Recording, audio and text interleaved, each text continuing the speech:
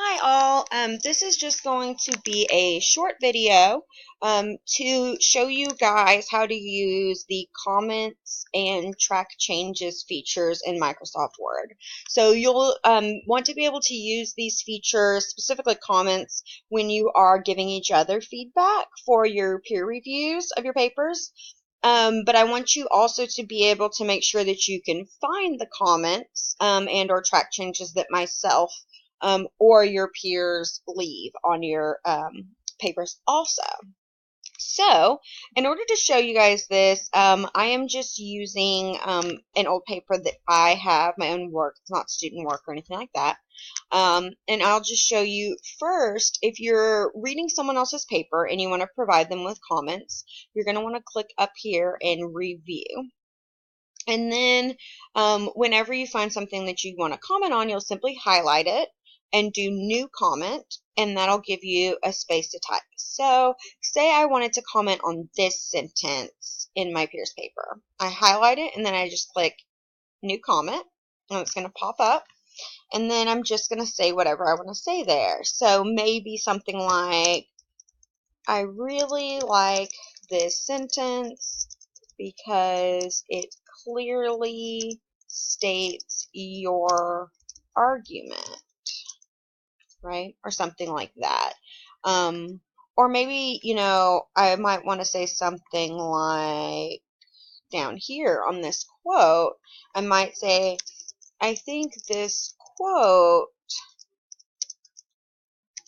makes a lot of sense with your argument, but I'm not sure if this is the right place for it. Or something like that, okay? So that's just how you're going to comment. Now, when you get your paper back from somebody else, if you don't immediately see these comments over here, you want to click on the review panel, and then you want to look over here in this top pane. See where my mouse is?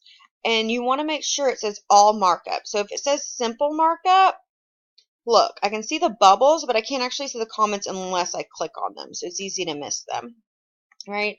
And you also might need to check this second one that says show markup and make sure all of these things are clicked: comments, ink, insertions, deletions, formatting, etc.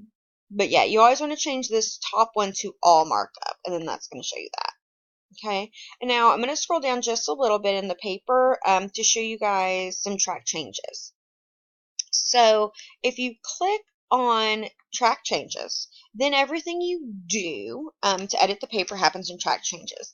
Normally, I don't use this on your papers, and I don't really recommend that you use it on each other's papers, but on occasion, I might. So for example, if you have sentences with just a whole lot of extra words or something, then I might go through and kind of rewrite it for you, or just cut those words out to show you what it would look like. I'm not going to do that for every sentence, but I might do it, on occasion to kind of illustrate for you, as opposed to retyping the whole sentence in the comment bubble.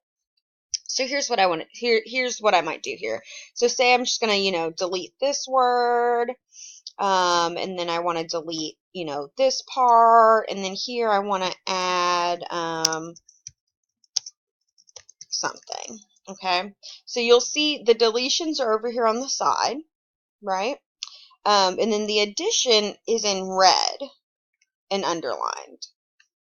Okay, so then when I get the paper back now, right? I get the paper back, I'm going to look at it. I have all markup, show markup, I have everything clicked, and this is what it's going to look like to me. Now, if I want these things to stay deleted, and this thing to stay here, I have to go to each one and either accept or reject the track change, right? So I can accept this one, then maybe I don't want to delete this, so I reject it, accept this one, then it changes it. And then it just took me back up there because I had accepted all of those changes down there. So you'll see now,